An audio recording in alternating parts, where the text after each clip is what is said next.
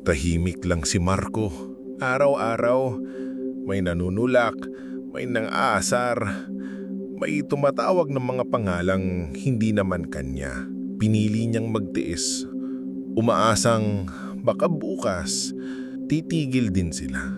Pero sa bawat tawa at nangungut siya, mas lalo siyang bumibigat. Hanggang sa isang gabi, tinanong niya ang sarili niya, kung hindi ako tatayo, hanggang kailan ko ito titiisin? Kung mananahimik lang ako, hindi ba't lalo akong lalapastanganin?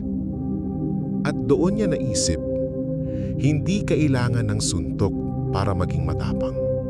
Hindi kailangan ng sigaw para marinig. Minsan, sapat na ang pagtintig at ang pagpapakita na hindi siya kayang baliin.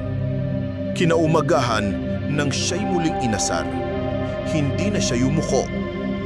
Diretso siyang tumingin sa mata ng nambubuli at sa malinaw na boses, sinabi niya, "Tama na, hindi ako laruan na basta mo na lang namamaliitin." Walang suntok, walang sigaw, pero sapat ang tapang sa kanyang mga mata para magtakang ang mga nanakit. Dahil unang beses nilang nakita si Marco na hindi natitinag.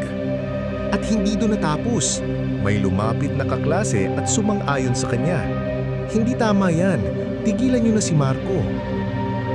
Unti-unti, nadagdagan ang boses ng suporta.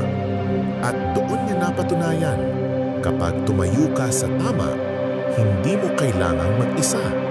May mga taong handang sumama at sumuporta sa iyo. Kaya kung ikaw ay binubuli, huwag mo hayaang manahimik ang dignidad mo. Hindi laging sagot ang pananakit.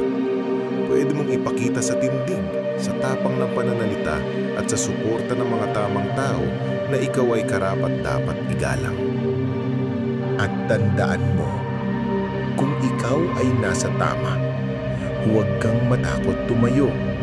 Dahil minsan, ang pinakamalakas na boses ay ang hindi nagpapatinag.